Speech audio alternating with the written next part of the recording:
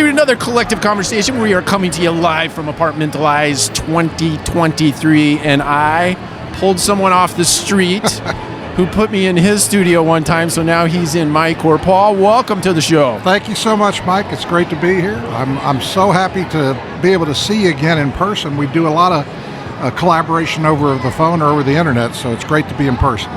You have the best radio voice ever. I don't know about that. Ever. I have a face for radio. That's what people tell me.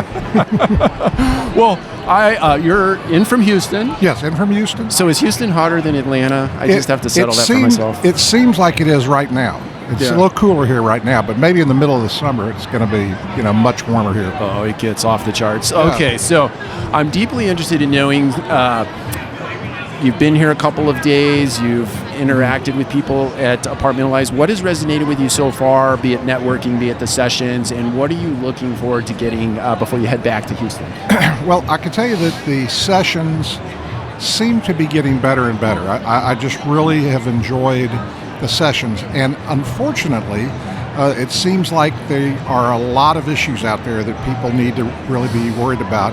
One of the hot topics that I've seen in the sessions, also that I've talked about on our show, and is mental health.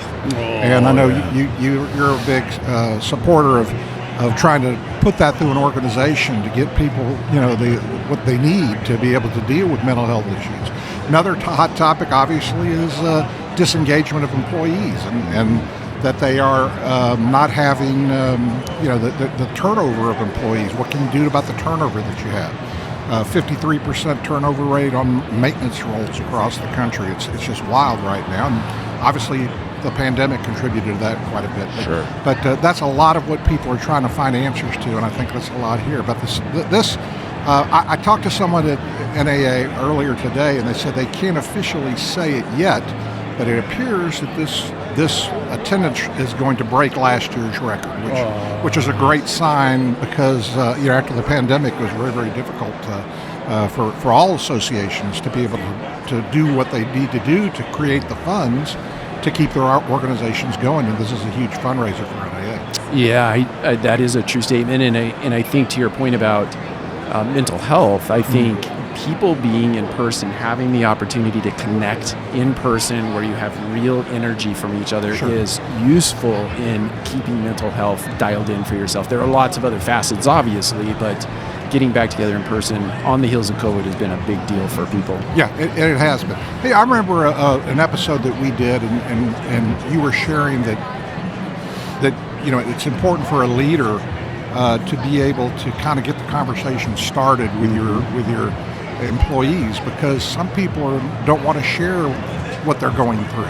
And you actually told us in the episode that you shared some of the things that you had been through, and that's just an inspiring thing to do. And I wish more leaders would kind of take that that same position and really open up so that their employees have the chance to do that, because mental health is a huge, huge issue. Oh, it is, and sometimes it just takes that one person that goes first. In a perfect world, it's that the leader in the organization, because the organization tends to follow the lead, provided you've got some other kind of character things all dialed in for yourself. But yeah, going first is a big deal. Sometimes it's the second mover that gives cause for the masses to actually move. Yes. I don't know if you've seen that video on the internet where there's a guy in a festival, he gets up, he starts dancing. He's all by himself for a little while, and then this second guy comes in. And once that guy comes in, the whole crowd comes in. Yes, exactly. Yes, they want to not be the second one, but the third one they're okay with, I guess. Yeah, that's right. That's exactly right. So what are you looking to take away from the conference? Did you come here with a mission in mind, thinking there's just one thing I want to just get dialed in on, maybe take it back and do Multifamily Matters, which we'll let you unpack in a second, make it a topic of a future Multifamily Matters? Yeah, and I'm always looking, when I come to the show, whether it's this show or regional shows, whatever, I'm always looking for what the latest and greatest is as far as the new technologies, the new things that are out there, because I think if I have an opportunity to provide some input on that on the radio to our listeners, then that's going to help promote the industry as a whole. Also, I'm looking for great speakers, that people that are interesting and that have a story and that can help to promote the industry. Because to me, it's all about promoting this great industry that we're in. That's right. It's I think if you can tap into the thing that exists here, and that is being part of something bigger than self. Yes. You can really do exactly what you just mentioned. You can move the industry forward, understanding that you're doing it for the masses. You're not doing it for your own vanity, right? Exactly. I mean, we're all in business. That's right. We have businesses to attend to. We have a role that pays the bills, but it's the stuff that you do behind the scenes, I think, that really helps propel the industry along. At least that's my take. Yeah, that's right. And I want to segue that into, before we wrap here, your radio show. You've had the who's who of the who's who on your Including show. Including you. No. That's very kind. But I got to tell you, I have you on the podcast version, so I don't listen on the radio. Yes. But I listen to every podcast that comes out that you've done.